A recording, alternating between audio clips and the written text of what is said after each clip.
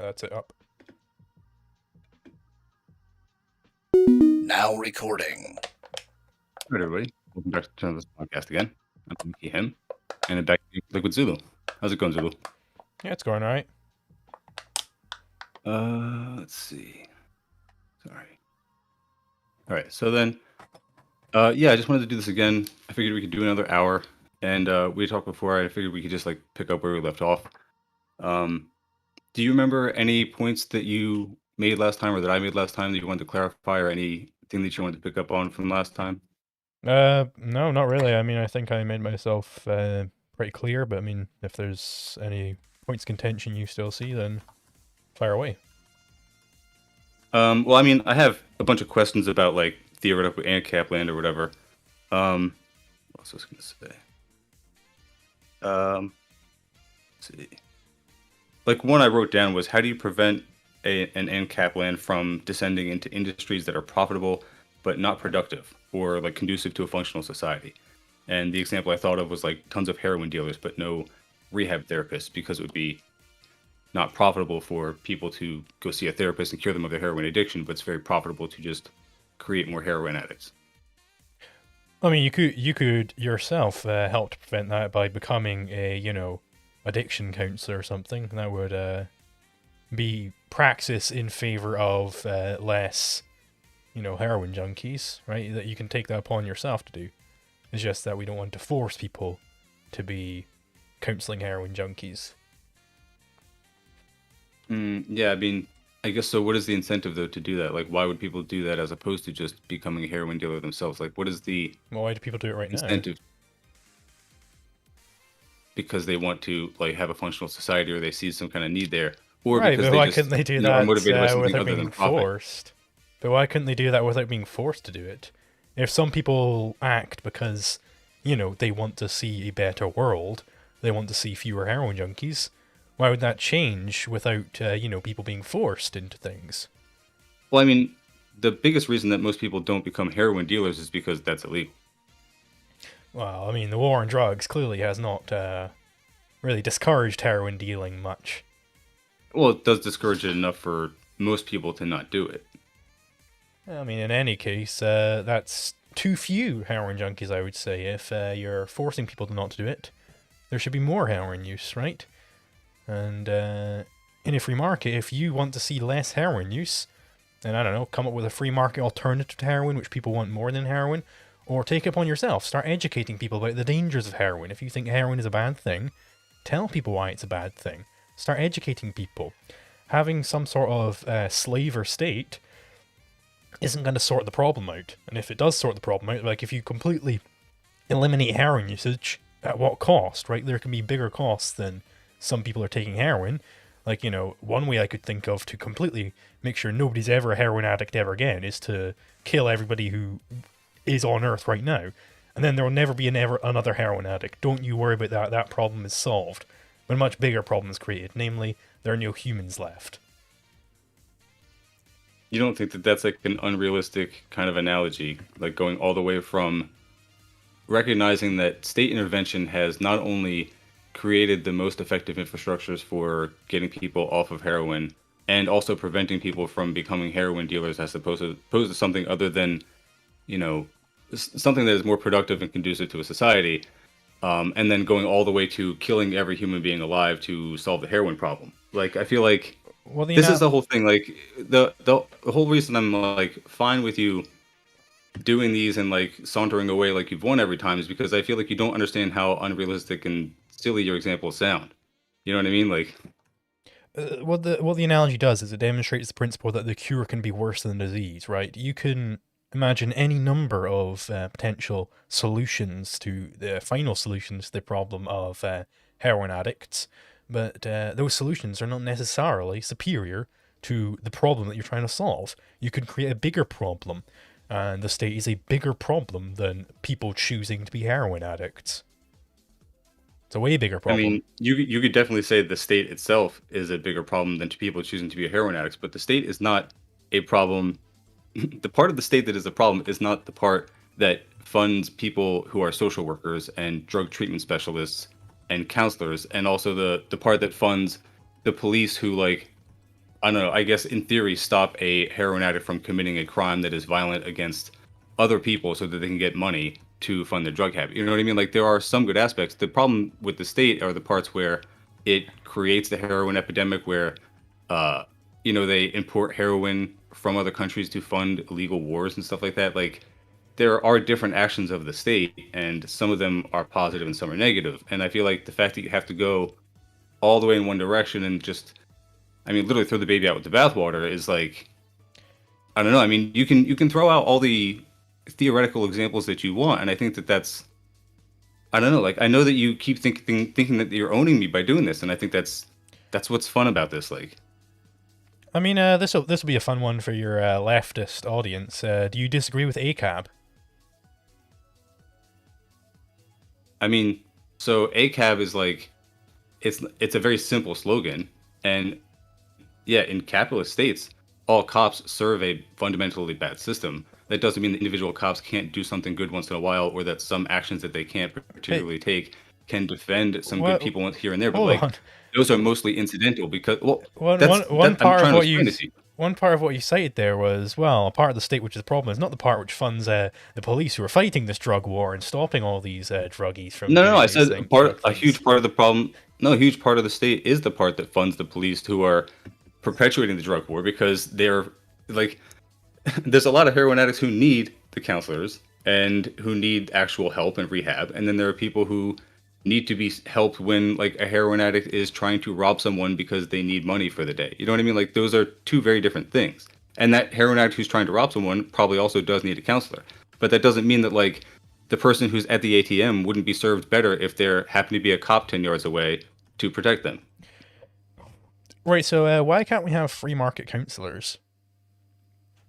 Why haven't they replaced state counselors? Like it's not profitable for them to do it. Because It's there's a something that kind of has to monopolist be. there, right? If No, I there isn't. Like it's totally fine to have if private. There's whoa no. whoa whoa I mean, if other than like the regulations to ensure that you're qualified, if you can just open up a practice yeah, and be a private counselor, and uh, many people do. so that's a type of that's a monopoly grant right there. But I mean, even ignoring licensing, if I just say, hey, everybody in the world, you have to pay me in order for me to provide you some sort of substandard level of health insurance, right? Whatever it may be, or food. Like everyone in the world has to pay me, a quarter of their paycheck every month in order that they get a package of shitty food. People are going to spend less on free market food there, right?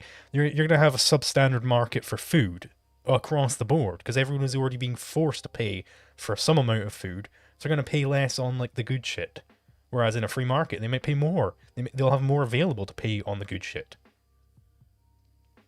So to me, that sounds like a really good argument to have like a basic standard of food that's given to everyone for a small stipend, and then No, because it's they shitty pay food. cheaper prices. They pay cheaper prices on No, the they still won't. They existing won't. free They won't market. buy. They won't buy the good food. They'll just take whatever I'm giving them, and then they're like, well, I mean, I'm not going to be spending massive amounts more on other food because I've already got some food, right? Shitty food, but I still Well, I got don't some really food. understand your example to be honest with the food, but like to try to bring it back to the therapist, like there are still free market therapists, there are still private therapists, they totally exist. Hmm.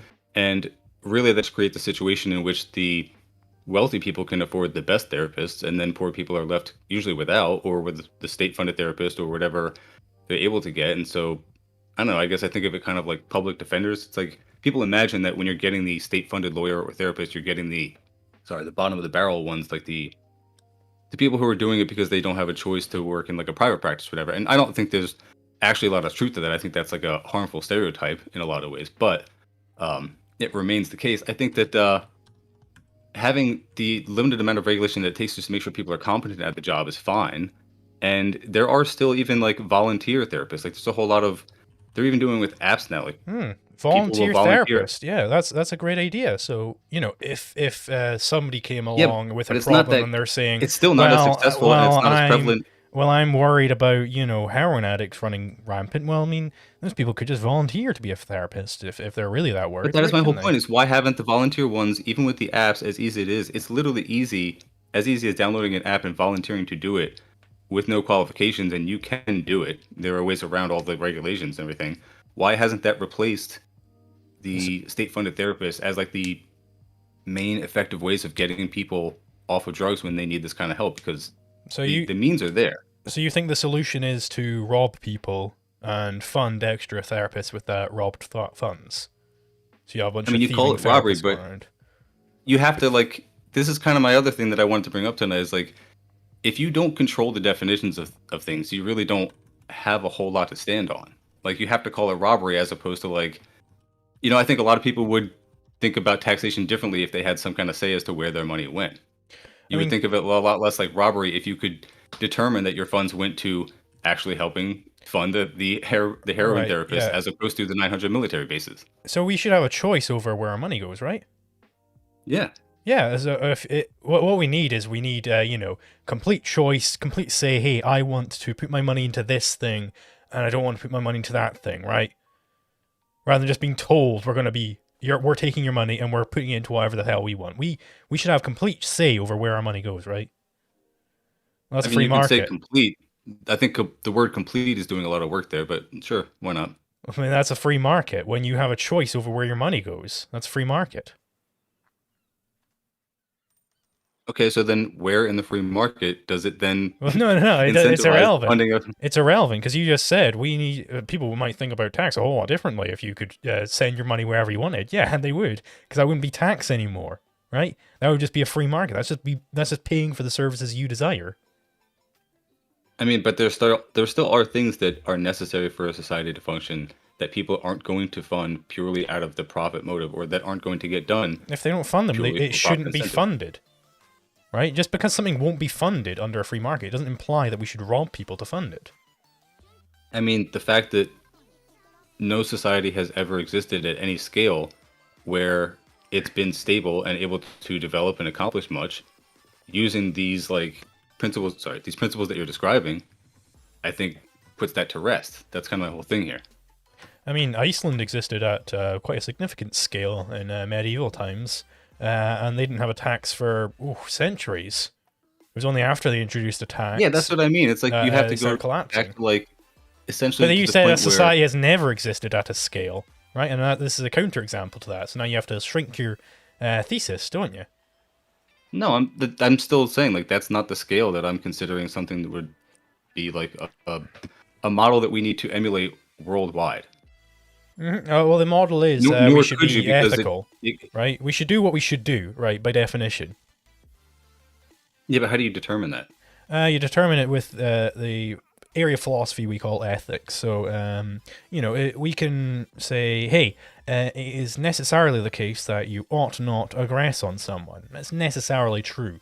And taxation is a form of aggression. So you ought not tax anyone. So we ought be rid of taxes.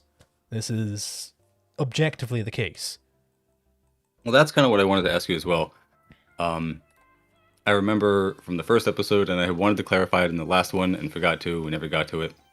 But could you make explicit that connection that you're making between aggression, I guess the way I would think of it, as in like bodily harm, and then aggression on someone's property? Because I feel like that's the whole thing that I have a weird issue with. Like, what was we started talking about water privatization, and you jumped to the analogy of, what if I needed to have sex so that I wouldn't die?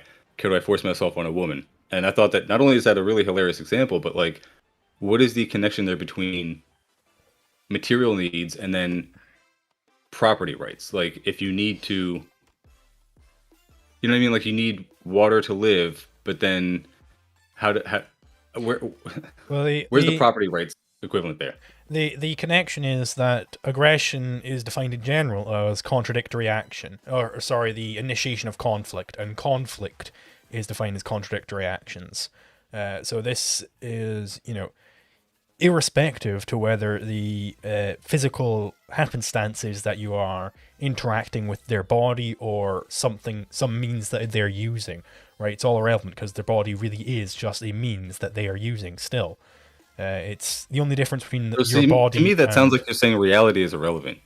No. I'm saying the reality of action is all that's relevant, not physics. The laws of physics aren't relevant to ethics. Okay, but like you still have a body, so how is the what Hmm. why is the physical part irrelevant? What matters in ethics is actions, right? That's all that matters in ethics because we're doing. Ethics is basically derived from the a priori of argumentation, the a priori of argumentation being an action, is of course a subsidiary of the axiom of action. It's all about action. It's a part of praxeology, really. Whereas physics, it's a completely different field of study. You're studying physical forces, laws of nature. Ethics, you're studying normative laws, right? It's completely different. Um, I mean, sounds cool. I don't understand most of that. I don't. I No mean, sprite. what's the like? Oh, I know. You think that like you're destroying me here, and I think that that's fun. It just all sounds like a bunch of cope to me to like explain why your stuff doesn't work in reality. That's I the mean, whole reason I think these things are fun. you can Like, interrogate it all you want. Like, go ahead. Like, which but I part of asked you a what very I've simple said is question, wrong? like, how do you make the connection between? All right, I guess I'll use the example that I was using with. There's this kid in your server, chief praxeologist, who came into our server in our debate room, and I posed him this example, and he could not explain it in layman's terms. He just had to change the definition, and then he eventually left. But the example I gave was, let's say you have a source of water and a bunch of people are using it. They have been using it for however long. It could be hundreds of years, like generations that people have been using this source of water. Everyone's getting water from it. And then one day you decide to somehow put a lock on it. You either put a fence around it, you do something where you just lock up this water source and now no one else has access to it. And so I said that that would be an aggression. Like you are stopping people from getting something that they materially need to survive that they were getting before then. And then you created the situation where you're preventing them from getting it. And then he's like, well, you should be selling the water, and it would make sense for you to sell the water because you wouldn't want to just hoard it for no reason. And I said, still, you're creating a situation where now they have to do something to pay you. They got to labor, they have to do whatever it is that you demand to get this water that they previously just had free access to. And how do you justify that as not an aggression? And his best solution or example that he come up with was just changing the definition of that to homesteading. And I thought that was really unsatisfying. So do you have like a better They example of that, or So the initial person who is getting the water from this source, right? They have homesteaded the action of getting this water from the specific part of like a river or whatever it is. You know, so long as other people are not engaged in contradictory action, like trying to get water from at the exact same time he's getting it and like scooping it out of his bucket or whatever, then they're not aggressing on him. If you have enclosed this water source which people are trying to get to every day they're going down there and they're picking up water, then you're forestalling them from potentially something that they own. They potentially Mhm. have homesteaded a right to take water from that well, however it may be. I would need specifics to know exactly who is aggressing on whom and where the property rights are assigned and all that. But I can just give you the general spiel of it, that you are able to homestead certain actions. You're able to homestead the action of taking water, and people aren't allowed to prevent you from that action if you've homesteaded it. So then I guess how does that differ from like a Marxist interpretation of communal property rights? Like if you can homestead it, you can homestead certain actions, and then those actions don't prevent other people from being able to homestead the amount of water that they need. Like how are we? I feel like we're agreeing here. Well, it differs in that there is no such thing as a communal property right in this theory. So you don't have a collective could not possibly own anything, because if there's a conflict between people within that collective, there's no way to resolve that. Whichever party you pick to be the winner, necessarily the losing party did not own it, right? So there's no such thing as a collective property right over anything, because property rights are necessarily exclusionary.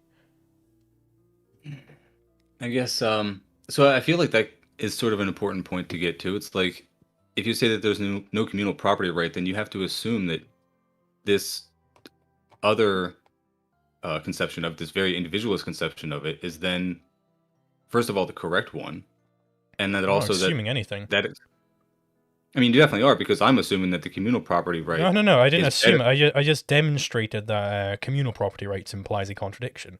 So I didn't assume anything. I mean, you say that, but how did you prove it? I just gave you the proof. So if you have we assume that some collective, A through Z, they own some property alpha, right? To make it as general as possible. So the definition of ownership is if an owner has a conflict over the use of alpha, then necessarily the owner has the right to exclude the aggressor, right? Only the owner will win any conflict, justly, that is. But then what happens if A and B have a conflict over how to use alpha? Let's say that A wins. Well, then B wasn't the owner because he didn't have the just say over how to use alpha. Well, let's say B wins. He didn't have the. That means A didn't have the just say over how to use alpha. Whichever party you pick, and you have to pick one because they can't both win by definition of a conflict. Whichever one you pick, You it had means to the you had other to wasn't. insert the conflict. It means the other wasn't the owner, But you had to which contradicts our initial assumption that the entire collective owned it. Right? but you had to make the conflict. That's my whole point. It's like there was a There is communal a ownership. possibility of conflict. There's always a possibility of conflict, and that's the point. A communal property right cannot resolve conflicts within the group. What I don't get how you're making that. That's a huge leap. It seems like. It's not a leap. I just explained it to you. No, why can't you resolve it before it gets to the point of just like so the way you're making it seem like it's I don't know if this is actually the case, but I've heard this analogy that if you take a whole tank of like crickets or something, you just leave them alone, eventually there will just be one cricket because they all eat each other or something. You're assuming that again. You're doing that whole thing where you go from zero all the way to like the extreme. I don't get why you're doing that. Like it could just actually work that you have communal ownership if it serves the community well enough that they don't This create that level of is conflict that it gets down to one person. well, sure. It all works harmoniously so long as there is no conflict, right? But that's not when property rights are relevant. Property rights are relevant only when there is conflicts. But when there is conflicts, if you have a system of communal property rights, you can't resolve those conflicts. You have no theoretic basis for determining who is just the winner, right? Because whichever party you pick as the just winner, the other was necessarily not an owner, which contradicts our assumption that the community as a whole owned it. Why do you have to resolve the conflict by That's the purpose deciding of a ownership? property system. That's the No, no, purpose no. of a Well, property system.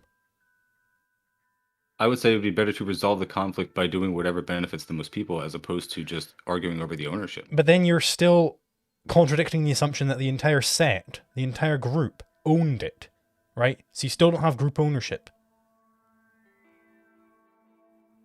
I don't follow. So I don't know which part is slipping you up. You have a group of people, we're calling them person A through to person Z, and we say, hey, let's make it even simpler, right? Let's say Can you bring it back to the water example? Can you try to relate that in like a well, I'll just do it two people. We'll say Crusoe and Friday. They both own a stick, right?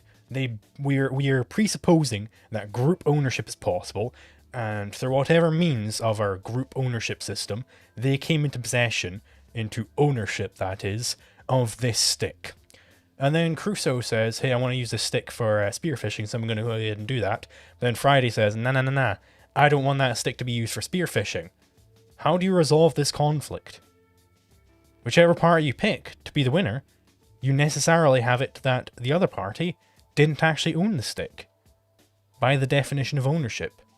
Yeah, I mean, again, you just have to break it down to the level of these two people arguing over the ownership as opposed to the actual utility of the object that you're talking about. It's like, I don't know, in that situation, you're arguing over whether it's more beneficial to use the object, use the I stick feel for like one you're thing or another. It's confused like, about the nature of ownership. no, I'm not confused. I'm trying to, I'm trying to get at like the base level of where you're getting at this differently from where I understand it. So And it seems like we are arguing about things like obliquely, like we're arguing about like scarcity of these resources or whatever. You know what I mean? yeah, Like I feel like that's where we're getting to, right? well, like scarcity is indeed a very important aspect because you can only have ownership where there is scarcity, because you can only have conflicts where there is scarcity, and the point of ownership is determining who the winner of a conflict is, or who the just winner of a conflict is, I should say. Yeah, and so that's what I'm trying to get at when I use these examples. It's like, because I'm trying to make explicit examples where your system says that it's just for some person to close off a natural resource, possibly hoard it, and let people starve or die if they can't produce a profit for that person to give it to them. I'm gonna send you like a video, because I don't know how like more to explain this, and I have an animation in this video where I explain it in detail, which you can watch like after we've finished or something. I've sent it in the debate room, but like I don't think we're gonna get any further if you're not gonna understand the example of the set of people owning a thing implies a contradiction. I guess I'm perfectly fine with you thinking that I don't understand it. I'm perfectly fine with you being theoretically correct and me being correct in reality. Yeah, but because this is my whole thing, is that you theoretically have all your correct, theories. of course, means correct. Yeah, I'm fine with you saying that, and I'm fine with being here in the real world. That is totally But like, this is why I will continue to do these with That's you. the thing. You're not in the real world. Okay. You are embroiled in in the real world, people need water. No, people need water to survive, and if you... That's not irrelevant, because the whole thing I'm trying to get you to understand is... No. Okay, what I was trying to say before you linked me the video, I do want to ask you to explain Georgism, because that's what the title of the video is, something about Georgists don't understand economics or property rights.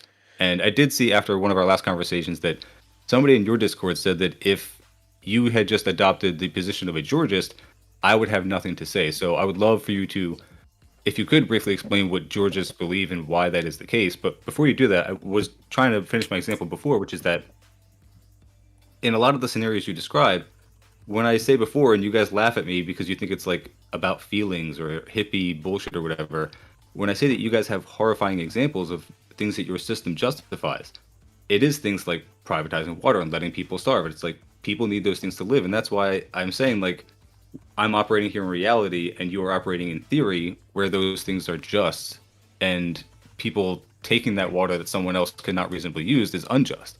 Whereas in the real world, like, people understand that that is not really the case.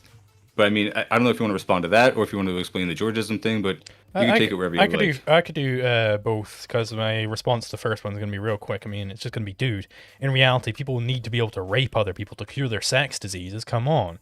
You remember my sex disease example, of course, from before. Yeah, and I think the fact that you'd use that example is also very telling. Like, Of course. Anyway, so Georgism is basically, I call it land socialism. It's the most reasonable form of Georgism. I'll just go over that, because the unreasonable ones are unbelievable. I go over all the different types in my video. But the most reasonable type is saying that homesteading is in fact a form of aggression, because people have a right to act. And if you are homesteading, then that is preventing a potential action. And the reason why this is incoherent from the first step is that, well, this completely outlaws any action. But to even say that action is unjust, you must first act. So you've contradicted yourself. So it's a complete non-starter. And there are innumerable other arguments against the various different minutiae of the different Georgists out there. But the basic Georgist stance is, hey, we need some sort of land value tax because it's unjust to homestead some land and keep people away from that land. They sound like cringy performance artists. You know what I mean? Like, you know, I don't know if you're familiar with Marina Abramovich or something. Like, I don't know, they sound like the type of people that would be like, oh, this is my freedom to, like, come in your house and, like, kick your dog or something. Like, you know what I mean? Yeah. It sounds like a joke. It is a bit of a joke of an ideology, but I mean, so is yours. I mean, I know, I'm fine with you saying that, dude. Like, this is why I like doing these.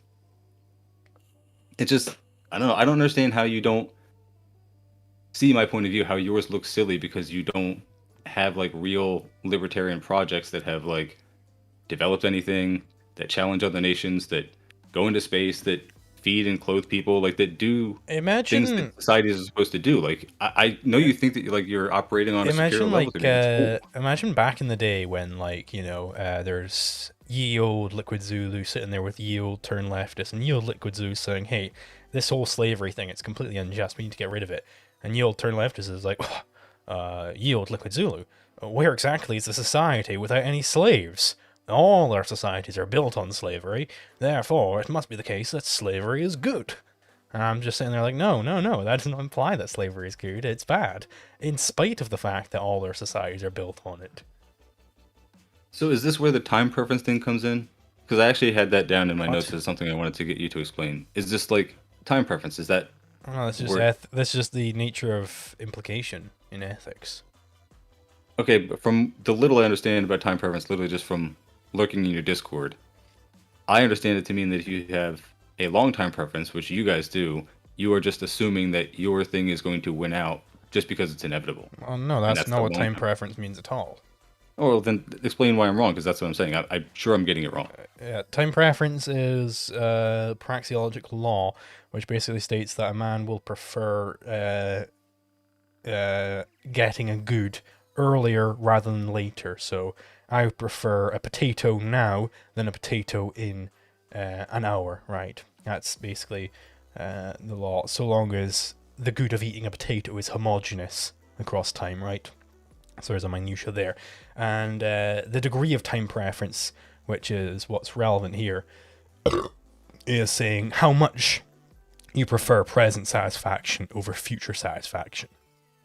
So a person of really high time preference might eat the potato right now, whereas a person of a lower time preference might go, hey, wait a minute, and they'd have to have a certain technological knowledge to them as well.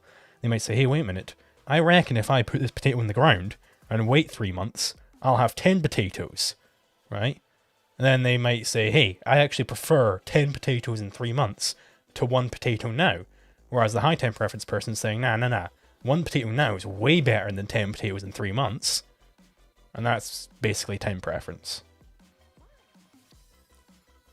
And so, okay, I guess it doesn't have any relevance then to libertarian or ancap, like Yeah, it has no capital reference to ideology. law, really. The only relevance I can think of to law is that a monarchy would be preferable to a democracy, because a monarchist would tend to have a lower time preference than a democrat, so therefore a monarchist would tend to expropriate less from people.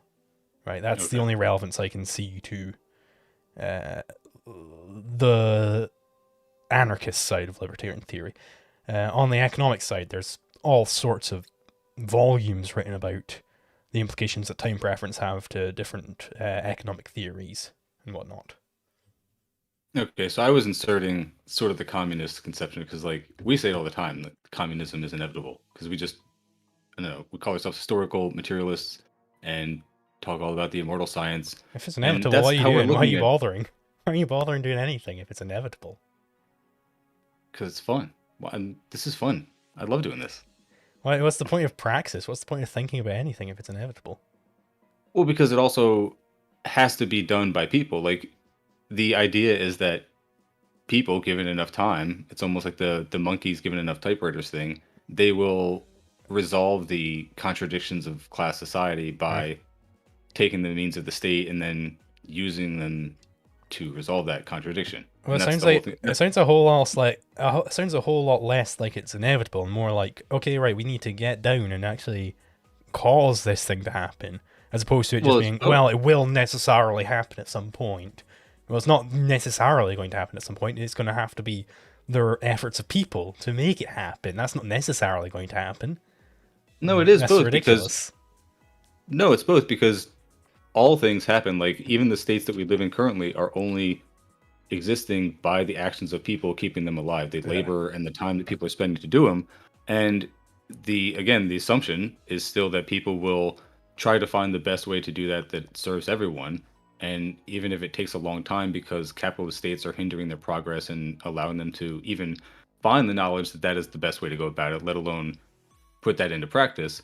Yeah, it still has to be done by people, but it is, I guess, still you can. That's the whole thing. Like I mean, you have the hey, assumption that capitalism is the best way to do it. I have the assumption that Marxism is the best way to do it. But like, that is don't what we are assuming is that eventually you people know? will arrive at those conclusions en masse because they are the best ways. But good, sorry. Don't let me correct you at all. If you guys think that it's inevitably going to be communism at some point, Go ahead and keep thinking that. You're completely right.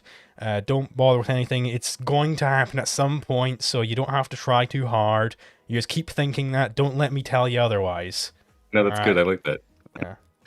See, this is Zulu. This is why I like doing this with you. Like, you have a good sense of humor about this stuff. Of course, that's I good. mean, I I'm think really funny. yeah, you're pretty funny sometimes. Yeah, I think that that's actually a similar thing to what we would say about you guys. Like, I love. I've been talking to a lot of other. I had this other first debate episode I recorded, and this very young kid, and I sent it to a couple other comrades. I'm debating on even putting that one out because it's like, I don't know, I feel like it's mostly cringe, like some of the things that he said. But anyway, he was saying something about like, I don't know, the direction that the U.S. was taking and how it's going to like balkanize and people are like splitting up into all these factions and it's destabilizing whatever, and how that's good because more people will become. And I think he's also leading like the ANCAP direction. Like it's just going to be a lot of like people on farms and doing their I don't know, libertarian individualistic thing. And I was like, how do you see that as like a good thing for your capitalist ideology? Because I feel like you're just begging to be rolled over by other socialist states, like on the world stage at least. I mean, we saw like the U.S. government, might of the world, biggest army ever, right? They couldn't beat a bunch of fucking farmers in Vietnam who had like twigs and sticks and shit, right? They failed there. They failed I hard. mean, and They were, AK-47s, yeah, a couple AKs here and there. they're important. They really fucked up that whole conflict. I mean, seems clear to me that guerrilla warfare is fantastically Communist difficult guerrilla to warfare. overcome. What? Communist guerrilla warfare. I mean, whatever ideology they're fighting for is irrelevant. The strategy remains the same. If you had every man, woman, and child in America armed with an AR, and the knowledge to make punji traps, who the fuck's going to be able to take all that on? I mean, Well, no, the citizens of America, like just the civilians, they're already better armed than most nations' armies. Who's going to be able to take that on in an ancap where you can buy a fucking recreational nuke if you want? Who's yeah, going I to take mean, that on? no, I think that actually comes to another important point that we could talk about is like, I think the fact that they are a communist guerrilla force, it's very important that they're unified as opposed to an ANCAP guerrilla force that are also competing with each other as well as competing with this invading army.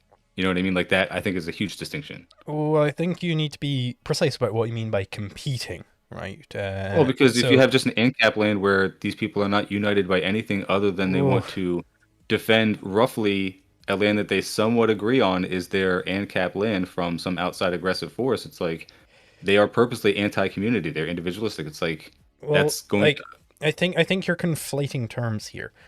Competition in war is not the same thing as competition in economics. Competition in economics is really a cooperative thing. It is the division of labor. You are cooperating with these people who are also in the market with you. But if somebody's invading, that's an entirely different beast. That's not cooperative. That's very clearly aggressive. And if you have this massive Ancapistan, I can't imagine that would just come about just willy nilly. That's only going So to you come think up. we have to That's only it'd be going. like an anarcho commune?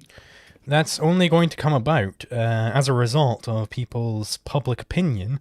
This is a Marxist term, so you guys should love this. Public opinion needs to get to a certain point where people are sorry. The class consciousness is the analogous Marxist term. Class consciousness needs to be high enough such that they overthrow the oppressive class, right? And when this class consciousness is high enough, then people are they're conscious of all this shit. What we ANCAP say is, right, that core thesis is correct, and we call it public opinion. And we're saying, right, when people's public opinion of the state is such that they want to actively resist it en masse, then I really don't see how on earth they're going to just be like sitting back and not caring that a new state is going to come along. They're going to be fucking up in arms, and they're going to be well better equipped than any military. Like, have you ever heard the term military grade is just like absolutely shit? Like, military grade is not good. Good Yeah, enough so for that's government work, at least. there's two things that I noticed there. Um, you're again assuming like I just don't understand how you could say all the first part of what you just said and not still come to the Marxist interpretation that the state is just a tool that you can then use to your advantage to better organize people. The way that these people, you're talking about public opinion instead of calling it class consciousness or whatever, because you're sort of recognizing that inherently, if people are only choosing what is immediately beneficial to them individually at any given moment, that's not necessarily going to be what is most beneficial for the entire group of people that are trying to protect this land that they're in from aggressors, or just even reasonably and efficiently distribute and produce and distribute things. So that's the first part. It feels like you're kind of inevitably arriving at like a more communal structure of how this is supposed to work, if it's going to work at all. But then secondly, yeah, I'm sure military grade gets its what do you call it, like a bad reputation in some ways, but I don't know, at least in America, that's what I have to go by, and the military gets all the fucking funding, and it's still mostly public infrastructure that's... I'll tell you where that funding goes. 10 grand to like a cup of coffee. That's where it fucking goes. Oh no, it's incredibly wasteful, I agree, but that's because those people are motivated by profit as opposed to they're not motivated by... Also, but hold on, the main point that I want to make here is that still a huge stretch to then say that small-time individual dudes with their shops on their homestead and their ancap land are going to be able to do a better job of making a nuke than, I don't know, CERN or something. Oh, Ancapistan could easily make a nuke. But anyway, you said something there which I want to delve deep into. You said, why don't we ANCAPs use the state as a tool? Well, that's the exact thing. We see the state as evil. So I want to know exactly what you mean by using the state as a tool. Because we wouldn't want to be evil in order to attain non-evil ends. That violates the prefigurative principle. It's a contradiction. What is this about prefigurative principle? So this is a term from primitivist terminology of all people. Where basically in some sort of political struggle, you can't use means which are contradictory to the ends you're trying to achieve. So if I'm trying to achieve the end of nobody rapes, right? I couldn't go about raping people to achieve that end. That would be contradictory to my end, right? Why does it always go back to rape, dude? Why can't it just be like normal examples? Like, it's so weird. Well, rape's fun. What can I say? That's not a good look, bro. That's all I'm saying. Like, that's what can I say? You realize like people hear these things like. What can I say? Yeah. Anyway. Yeah, I know. I mean. So, are you a younger guy? Sorry, I never asked you this before, but I also used to be into like shock jock radio, and that's why I do the style of program that I do now, is because I'm literally hoping to like get dudes who are like young, edgy kids and find like far right humor really funny. Trying to get those guys like on our side and realize that we're not all a bunch of like snowflakes who get mad at like edgy humor. You know what I mean? Like I'll let you make your rape jokes if that's really that funny to you, but like I don't know, I just don't find it all that funny, I guess. Okay, so anyway, that's why we're not using the state all right, bro. as a tool. Anyway, that's why we're not using the state as a tool. Because the statism is evil, so we're not going to be statists to stop statists. It's a violation of the prefigurative principle.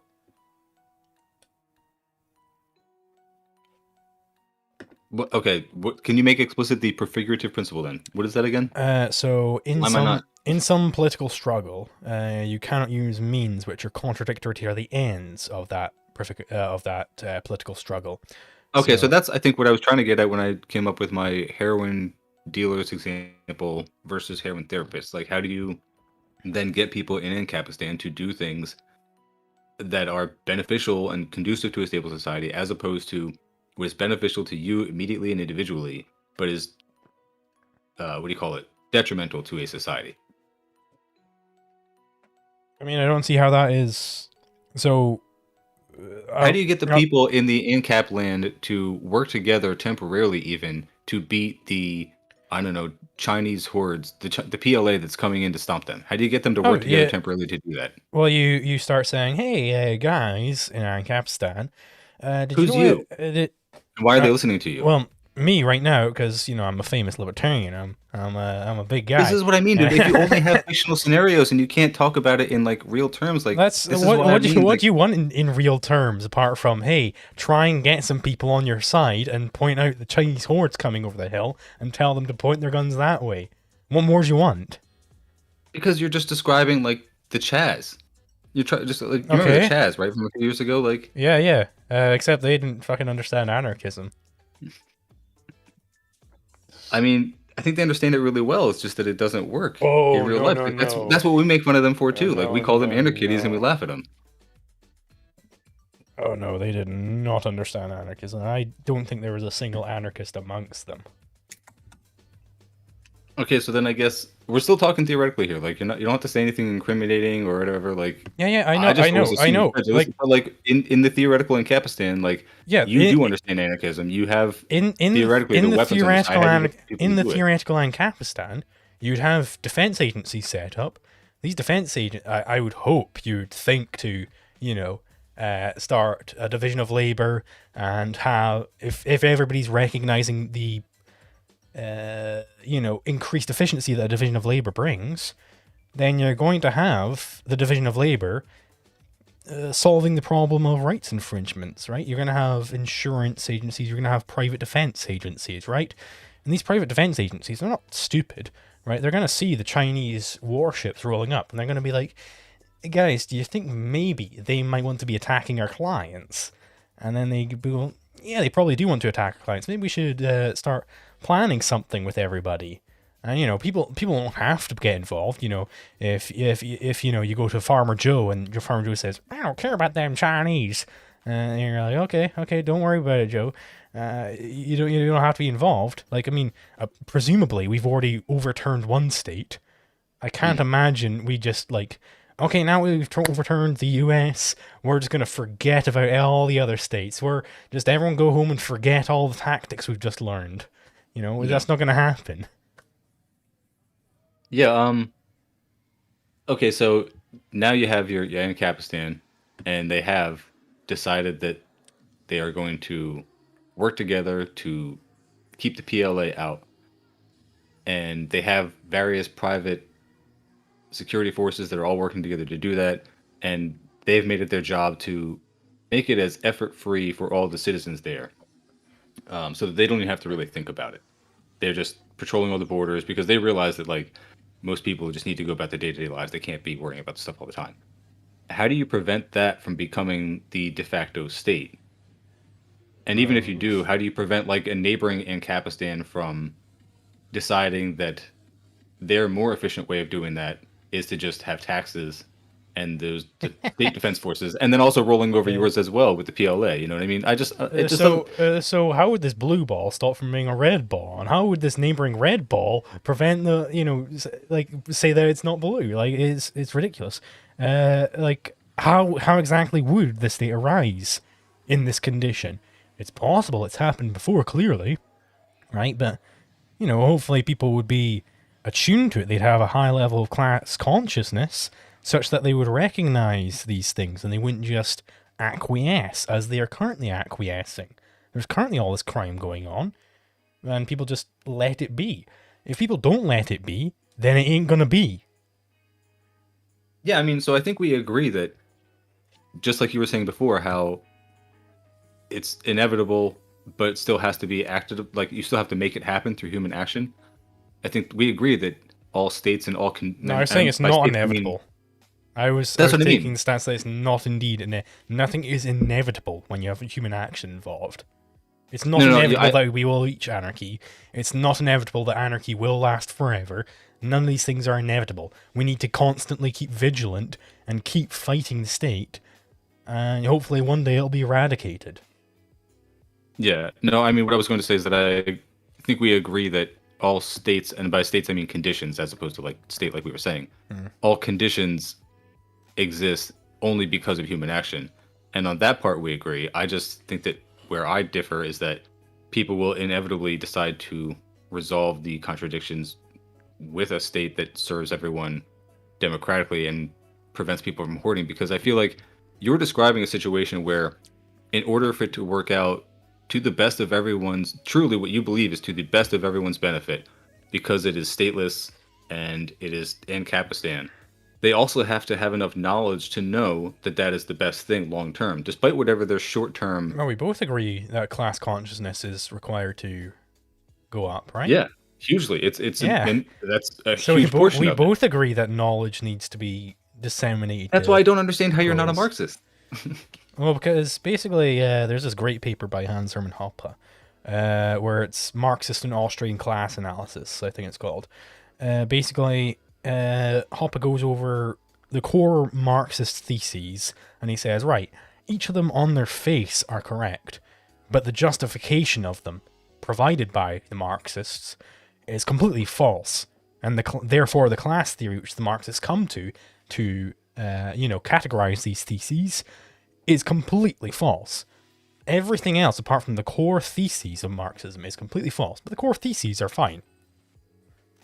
All right, I'm gonna have to read that one, and then maybe we can talk about that one the next time. Unless you feel like you can explain that briefly, because I feel like that is the next sticking point that we're at, right? Sure. So basically, I'll also link it in chat for you to read at length later. I assume you will.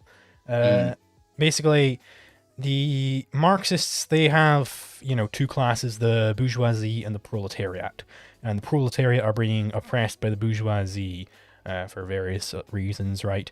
The Austrians, we say, those aren't the two classes. The classes are indeed oppressed and oppressor, but it's not the bourgeoisie and the proletariat. It's, in fact, those who expropriate from people, from producers, homesteads, and traders, and the producers, homesteads, and traders. It is the productive class and the anti-productive class. Those are the two classes. And the anti-productive class, we call them the state. So it is the state versus the people. That is Austrian class theory. And how do you overcome this state, this bourgeoisie? Well, the class consciousness of the oppressed must be raised. Basically, we interpret that as, well, the public opinion of the state held by the people who are being expropriated by the state must be turned into such a position that they are actively resisting the expropriation done by the state en masse, right?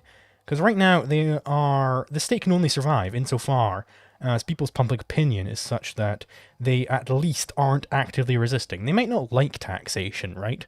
But they aren't actively resisting taxation. Because the state is a tiny, tiny, tiny portion of the population.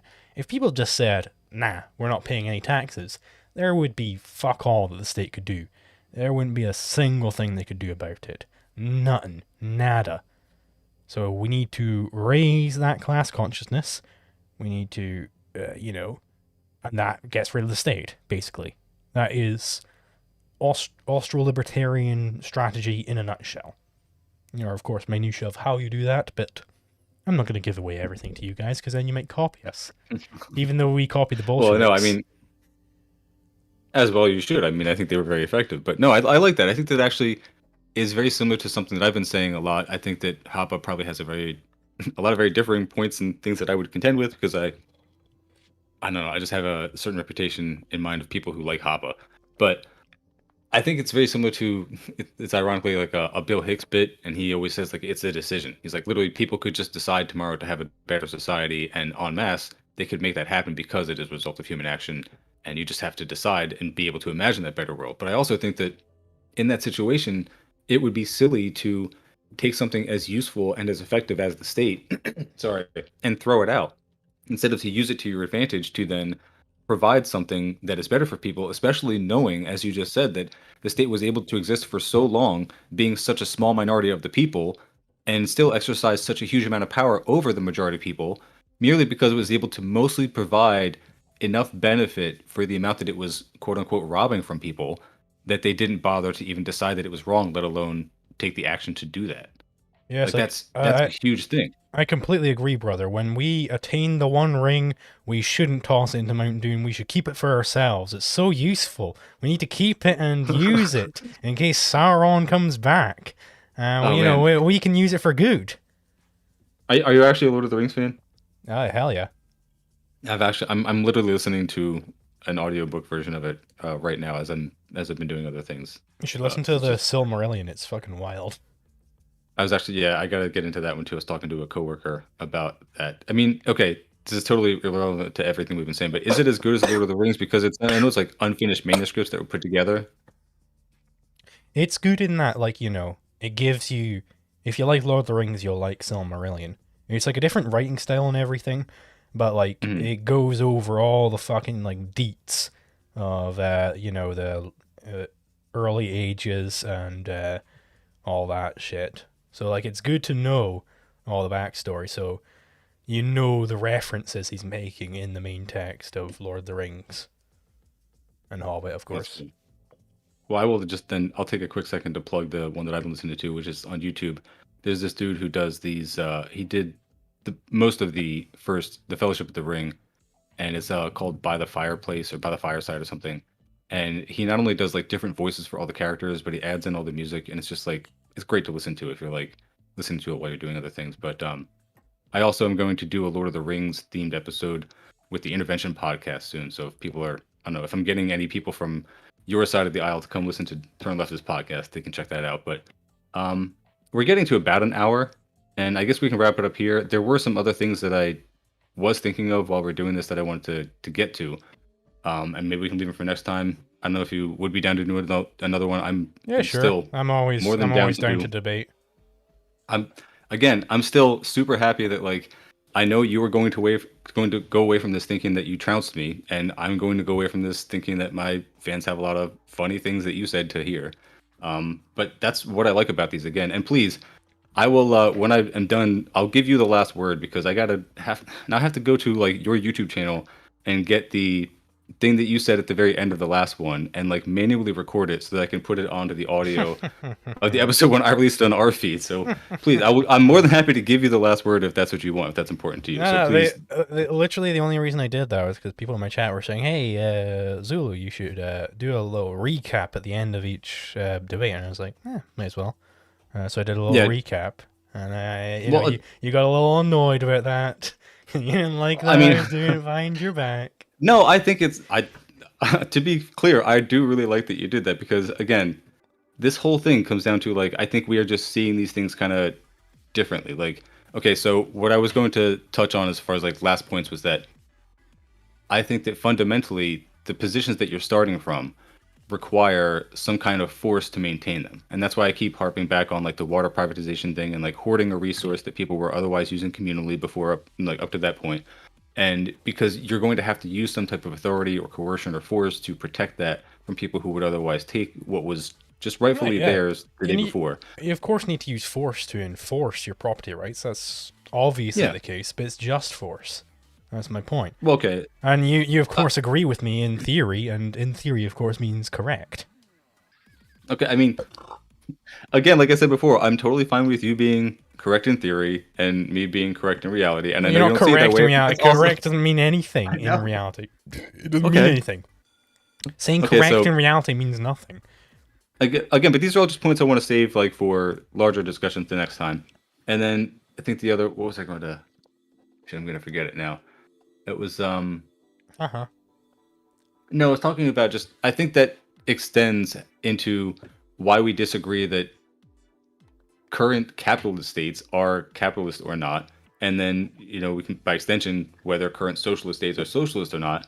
And for me, that like I guess the point that I would make there, if we wanted to do like a teaser for next time, is that I feel like that's a big exercise in, and I don't know if even the word is obscurantism, but it seems like it is just trying to obscure things because it seems like to me by that definition, it's like World War II was just leftist infighting, which is crazy, a crazy way to interpret history and just the modern world to me. But again, Well, I don't want to get into it now, but unless you want to make any like I would, quick point, I I want would to save it for just, next time. But I would just say a quick point on that. I don't think the left-right, mapping dichotomy. I don't think it makes any sense. I think that's a Pythagorean falsehood which has been carried through to modern philosophy, and I think we need to get rid of it. okay, cool. And then the last thing I was going to say was in your whole description of raising the class consciousness of people to like get them to just realize that abolishing the state is in the best interest, and then to then follow through with that. It sounds very much to me like again the Marxist interpretation of getting people to be class conscious, but it sounds just much more like the anarchist. It's almost like the activism way. Like when I talk to like my hippie aunt who says we have to just raise awareness about like X or Y movement that she's onto this year. That is different from the one she was on to like 6 years ago. It's like they flash in the pan because they're based on such an individualist conception that don't have like the lens of observing history and then taking what works and what didn't work and then using that to their advantage. And then the last thing, I'm remembering this so we can get on recording. I don't know if it was you or Prax Ben, but one of you guys had a video and it was like, why does this happen? And it was them pointing on the political compass, and it was people going from the libertarian to the alt-right position. And I would like to get your explanation again, not tonight. I'd like to save it for next time, but think I'll be about Anglo-libertarian, surely. What's that? I'll be Anglo-libertarian, surely. What do you mean? You'll be Anglo-libertarian? That would be I think that would be Anglo-libertarian. The alt-right position is Anglo-libertarian? No. Oh, that's the channel that did it. Yeah. I thought that was you for some reason. My bad. Well, we're like the same person anyway, so. Okay, well, that's fine. All right, so those are the things that I wanted to say for next time. If you have any other things that you wanted to bring up for next time, and if you wanted to get any little recap in at the end, that's totally fine, but that's all I have. Yeah, that was all I had, and I'm posting the video I think you're talking about in Debate Room right now. Okay. Is that the one you were thinking? Yeah, I'll put all the links that you've sent me in the show notes. I'll take a look. Yeah, that's the one. Yeah, that's Anglo. He's the guy who got me into YouTube. Nice. Okay, cool. Was there anything that you wanted to say before I close off the box? Like I said, if you put anything on your YouTube that's not on here, I have to like manually record it with OBS. So save me the trouble, please. Nah, there's nothing else. All right. Well, thank you again, Zulu. I appreciate the time. I hope you had as much fun as I did, and I hope you're willing to do it again. Yeah, I will be. See you later. Thanks. Take care. Message for Mike of the future. Suck my dick.